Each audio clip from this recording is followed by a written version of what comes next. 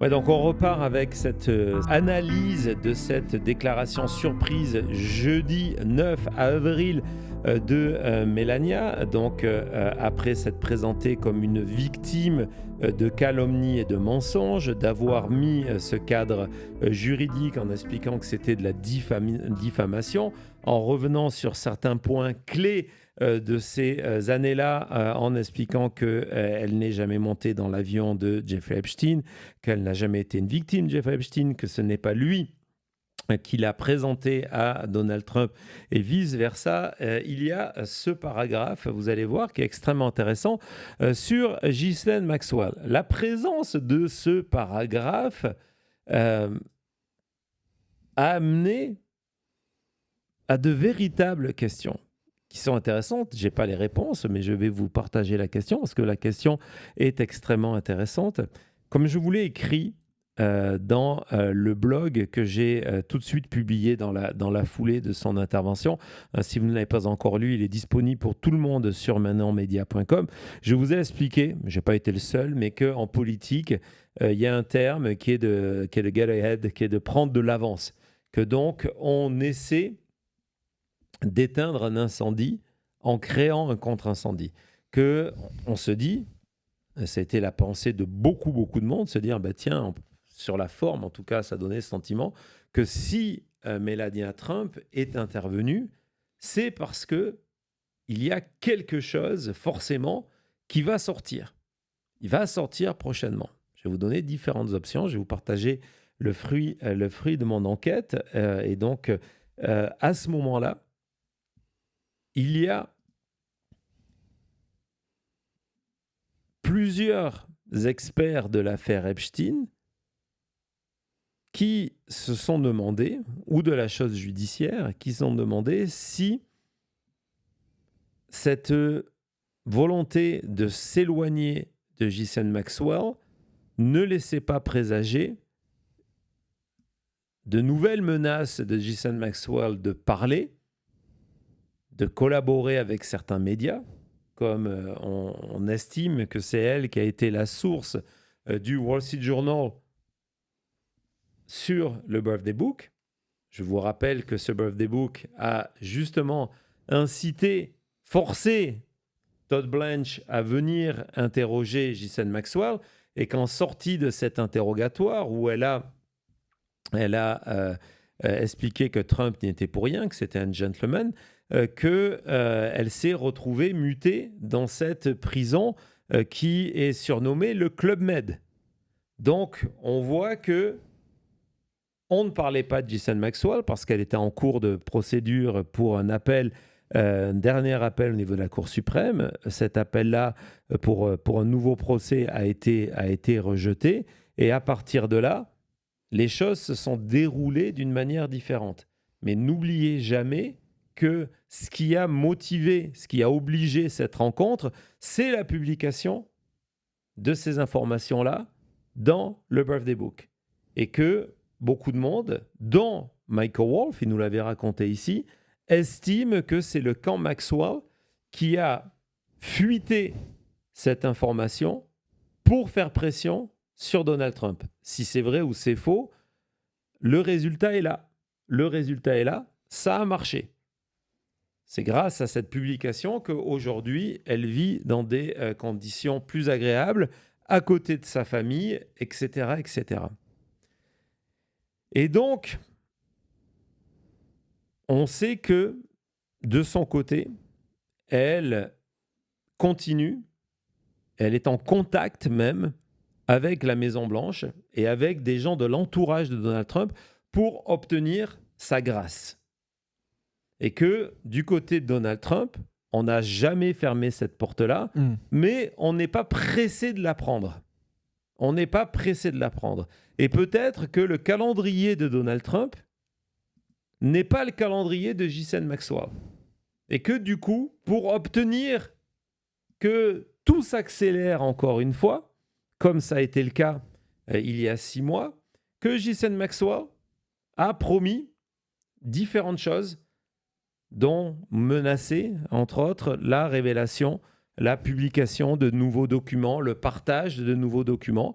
Et que donc, il y a une question de se dire, est-ce que Melania agit en se disant, il va y avoir quelque chose qui va sortir lié à Ghislaine Maxwell, par Ghislaine Maxwell, pour mettre de la pression, ou est-ce que Donald Trump est prêt à faire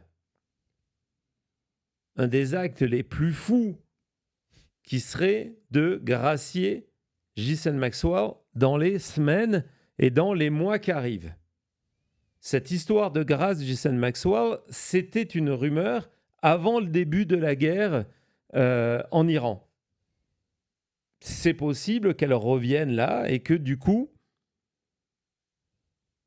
par anticipation à cette grâce prochaine, Melania se dise c'est mieux d'expliquer que cette grâce n'est pas liée à moi parce que justement, il existe cet email. On va le voir, cet email. Donc, c'est la confirmation aussi, mais on le savait que cet email n'était pas un faux, où Melania écrit, on est en 2002, 23 octobre, elle écrit à Ghislaine Maxwell, dire G, comment ça va? Donc déjà, c'est par un prénom. Comment surnom ça même. va? Ouais. Très bon article sur Jeffrey Epstein dans le New York Mag. C'est ce fameux article où Donald Trump dit que Jeffrey Epstein, c'est un gars formidable. D'accord? Tu es super sur la photo. Je sais que tu es très occupé à voler à travers le monde, à voyager. Comment ça se passe à Palm Beach? OK. Je ne peux pas attendre. Je languis tellement d'y aller. Appelle-moi quand tu es de retour de New York. En attendant, amuse-toi bien. Love, Melania. Donc, c'est cet email-là qui est au cœur de beaucoup de choses. Et évidemment, si demain Ghislaine Maxwell est libérée, cet email-là, je peux vous dire qu'il va être extrêmement recité. Cet email fait partie, je voulais vous montrer la totalité, parce qu'aujourd'hui, dans sa déclaration, du moins jeudi, Melania explique que c'est simplement un email anodin, amical, est-ce qu'on a la formule dans le statement, Thomas, de Melania, dans la première page, pour la citer, elle dit, voilà, pour être clair, je n'ai jamais eu de relation avec la complice d'Epstein, Maxwell. Là, on dit pas G. Hein. Non. Donc, c'est pas G, c'est pas Love, c'est appelle-moi, ce qui veut dire qu'elle a son numéro de téléphone personnel. Non. En disant que ma réponse à Maxwell ne peut pas être définie autrement que de la correspondance juste casual, normale. C'est une réponse polie à son email et ce n'est rien d'autre que quelque chose d'assez trivial. Ça, c'est évidemment son analyse et on la laisse, celle de son analyse de Mark Beckham et de ses avocats, on les laisse seuls juges de tout ça. Exactement. Donc, pas du tout le même temps que l'email. Exactement. Et donc, on va voir l'ensemble quand même de cet email parce que c'est une chaîne. Donc, vous avez ce site formidable qui s'appelle Gmail, pas comme Gmail, mais Jmail, qui est Jeffrey Mail, qui vous permet d'aller visiter le courrier dans le dossier comme si vous avez accès à votre Gmail sur Google. Et donc, on voit qu'il y a une réponse à ça de Ghislaine Maxwell qu'il appelle Sweet Pea.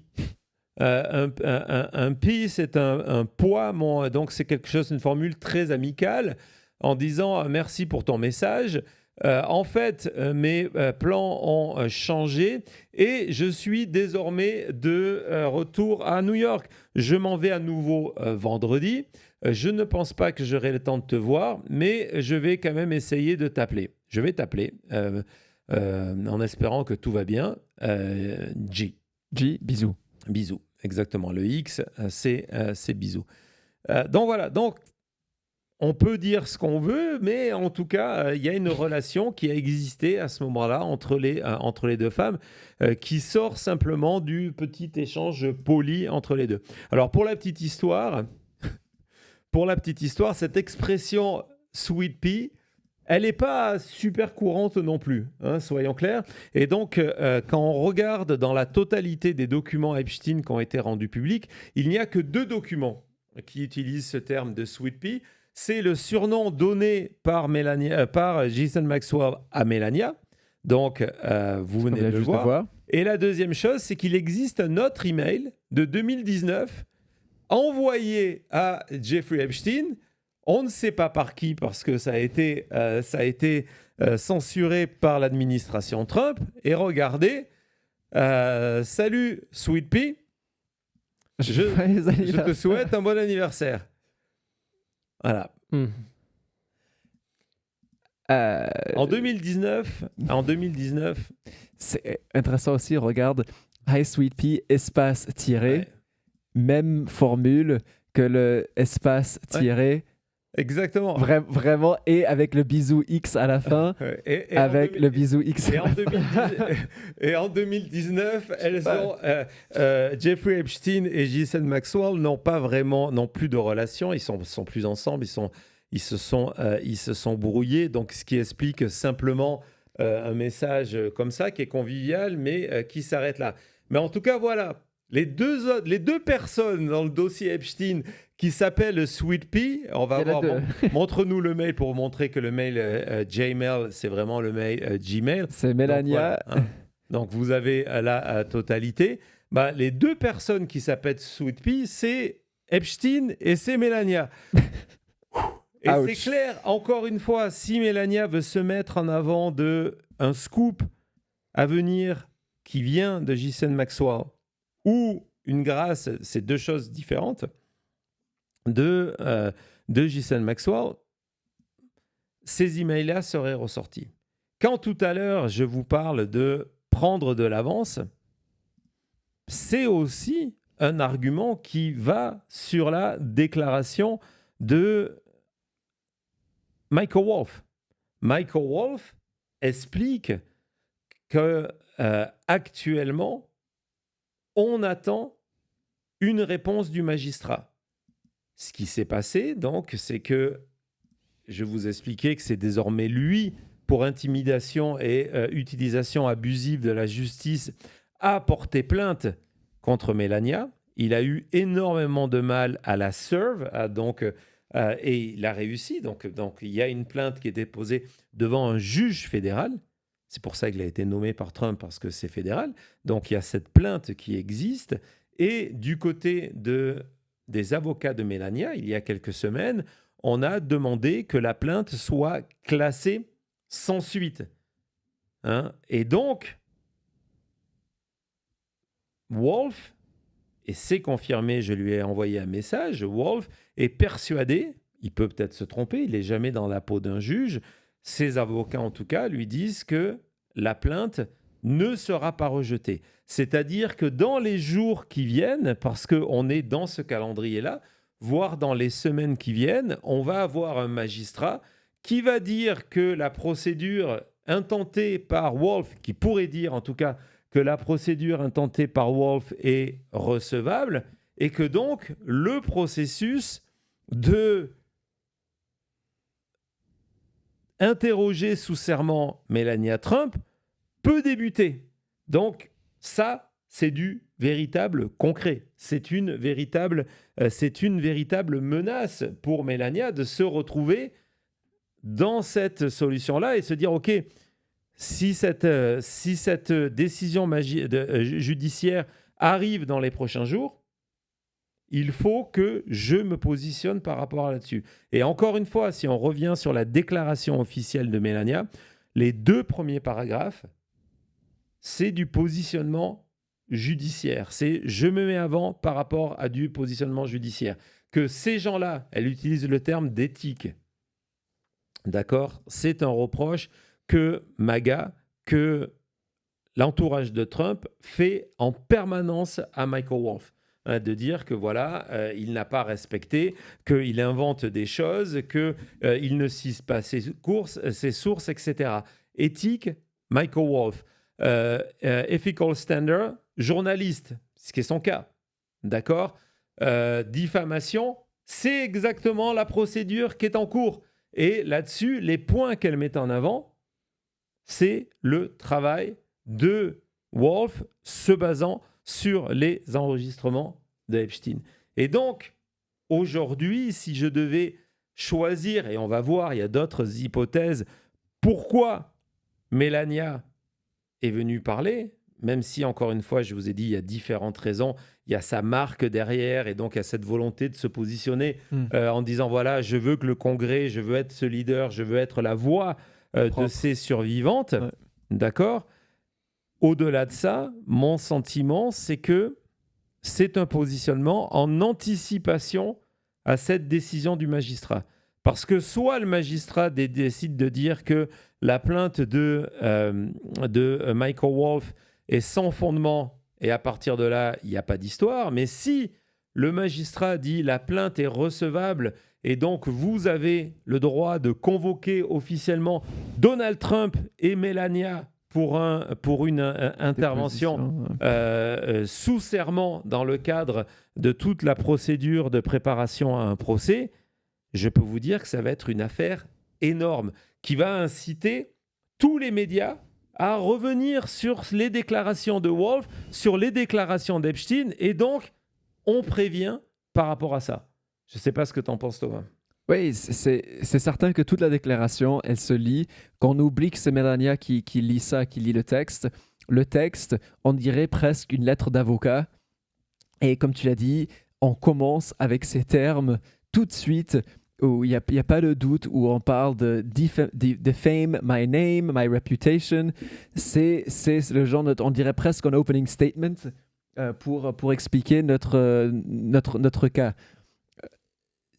L'autre chose, c'est que même si on lit la deuxième page, voilà, et qu'on arrive au point où elle dit « Ok, j'appelle au Congrès » et tout ça, même sur la deuxième page, regarde, elle revient sur « Il y a des smears sur moi, il y a des photos, des histoires qui sont créées, inventées pour essayer de me faire mal. Ce sont des mensonges. » À travers tout le texte, la seule chose qui est vraiment... qui reste, c'est le fait qu'elle s'est dit, il y a des gens qui essayent de m'attaquer avec des choses qui ne sont pas vraies. Et donc, c'est le cœur du texte, c'est de se dire quelle est cette motivation de Melania. Et avant d'explorer une autre piste, et encore une fois, je vous ai déjà donné mon avis, je pense que la démarche aujourd'hui de Melania, c'est par rapport à tout ce qui est en train de se passer avec Michael Wolff. Je peux me tromper, mais après avoir, pas changé d'opinion, mais après avoir vérifié énormément de choses, et on va parler de l'option Amanda Ungaro très vite, pour moi, c'est ce qui est le plus solide aujourd'hui. C'est Wolff, c'est quelque chose de lié à Maxwell, donc ça peut être, comme je vous l'ai dit, un nouveau scoop qui arrive, qui est une forme de pression. C'est peut-être cette question de grâce présidentielle, ça peut être autre chose, évidemment. Je veux qu'on revienne 2 secondes sur la forme. La forme, on l'a vu, c'est ce sentiment précipité d'une décision qui a été prise quasi immédiatement. C'est en tout cas les informations qu'on a jeudi. Le moment n'est pas à son emploi du temps. Personne à Washington sait que Melania va parler de ça. Ce qu'on apprend après, et c'est un premier indice, on est en train de faire une enquête ensemble, là, nos amis du chat, on est en train d'essayer de mettre les pièces du puzzle, et il n'y a rien de plus difficile de mettre ensemble, comme je le dis souvent, des pièces du puzzle, si on n'a pas le modèle et on ne sait pas ce qu'on essaye d'assembler, soyons clairs. Mais on essaye de faire ça ensemble. J'espère que c'est un exercice qui vous passionne. Au lieu de faire une émission courte qui aurait été simplement dans mes conclusions, je vous emmène avec moi dans mon processus de journaliste d'enquête. Même si je ne le suis plus aujourd'hui, je l'ai été pendant 15 ans. Et donc,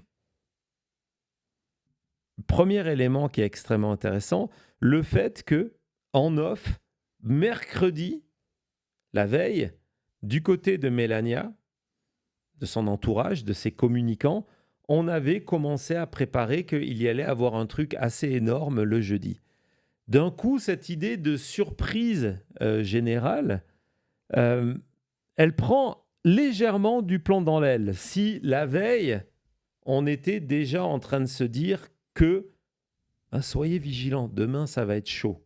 Demain ça va être chaud. Ensuite, il y a un autre truc. C'est la communication choisie par la Maison-Blanche. La communication choisie par la Maison-Blanche sur cet aspect-là. Premières informations qui sortent, je vous ai partagé dans mon blog, c'est de dire que certaines personnes à la Maison-Blanche ont été extrêmement surpris. Et puis, il y a eu cet immense cafouillage de communication où, d'un côté, vous aviez CNN qui vous disait que on vient d'avoir Trump. Trump était au courant. Il savait que Melania allait parler de l'affaire Epstein. Il n'a pas donné il n'a pas mis le feu rouge, donc il était au courant. Et l'autre chose, le fait que Fox News va venir en disant Trump n'était pas au courant. Il n'était pas au courant, mais il est tout à fait pour que sa femme ait le droit de parler de Epstein parce que c'est une visite. C'est une victime, elle aussi, de mensonges, calomnies, etc., etc. Quand je vois tout ça, quand je vois ces points-là, ce cafouillage de communication, j'essaye toujours de me placer dans les chaussures à la bonne taille du côté de Donald Trump et de ses conseillers, qui eux ont des chaussures trop grandes, vous le savez, vous avez la ref. En se disant, c'est quoi pour nous l'hypothèse la plus favorable en termes de communication? C'est de dire qu'on n'y est pour rien, nous n'étions pas au courant, mais que Melania est libre de sa parole. Ça veut dire que vous pouvez reproduire les propos de Melania sans problème. Ce n'est pas encore une manipulation habituelle de la Maison-Blanche. La preuve, on n'était pas au courant. C'est également une surprise. Ce qui veut dire quoi? Ça veut dire que ces propos sont complètement spontanés. Ces propos sont ceux d'une femme qui est meurtrie dans sa chair. C'est la manière dont c'est vendu. Et pas un coup de com', de prévision de quelque chose qui va se passer dans les semaines qui suivent. Et la dernière pièce qui me manquait dans cette réflexion, c'est cette interview extrêmement intéressante de Stephanie Grisham. Stephanie Grisham, je vous en avais parlé il y a très longtemps dans l'émission, lorsqu'elle avait publié ce livre qu'on avait acheté et on avait fait on avait fait une émission dessus. I will take your questions now. Qu'est-ce que j'ai vu? What I saw at the Trump White House. Stephanie Grisham a eu une position assez extraordinaire. Aujourd'hui, elle est devenue une opposante. Elle a soutenu Kamala Harris pendant la campagne. Elle a démissionné suite au 6 janvier. Mais c'est quelqu'un qui a été à la fois en charge de la communication de Donald Trump, mais surtout l'ami la plus proche de Melania. Ouais. Et donc en charge de la communication de Melania. Lorsqu'il y a le comité d'enquête sur le 6 janvier, le comité d'enquête sur le 6 janvier partage cet échange de textos entre Stephanie Grisham et Melania, où Stephanie Grisham, en train de regarder horrifiée ce qui se passe au Capitole, demande à Melania, explique à Melania qu'il serait temps de sortir une déclaration condamnant la violence. Et Melania, réponse, non. Non. Et donc, c'est quelqu'un qui, non seulement les propos ont été vérifiés sans vérifiables, c'est extrêmement important lorsque vous menez une enquête, donc c'est quelqu'un de fiable et qui connaît, et vous pouvez tourner tout ça comme vous le voulez, qui connaît parfaitement Melania. Elle a été, excusez-moi la formule, c'est pas pour rabaisser Melania, elle a été le cerveau de Melania pendant des années. C'est elle qui, pendant des années, a occupé la fonction qu'utilise aujourd'hui Mark Beckham. Ouais. C'est elle. Et elle, quand elle voit cette déclaration, elle est une voix divergente là-dessus. Elle ne croit pas Trump. Elle est comme moi, elle ne croit pas Trump sur le fait que Trump n'était pas au courant. Et elle dit que, au contraire, c'est du BS, absolument pas. Elle dit tout ce que nous sommes en train de voir, c'est une opération de com organisée et elle est organisée avec la présidence. Elle est organisée avec la présidence. Et donc, elle revient sur Melania et souvent, c'est la manière dont elle parle aussi qui fait ça. Alors, ce qui est intéressant, c'est que lorsque j'écris en 2003 ou 2004 Bushland sur Bush, je rencontre, dans le cadre de mon enquête, plusieurs personnes qui ont participé à la construction du personnage George W. Bush, sur le fait qu'il fallait en faire ce mec sympa, accessible, pour que les Américains aient envie de partager un barbecue avec lui, et non pas... Pardon ? Un pote au bar. Un pote au bar, et non pas l'héritier d'une dynastie. Parce que c'était l'héritier d'une dynastie qui avait grandi dans le Connecticut, qui représentait tout ce que le mouvement populiste républicain détestait, l'élite, le swamp, c'était George W. Bush.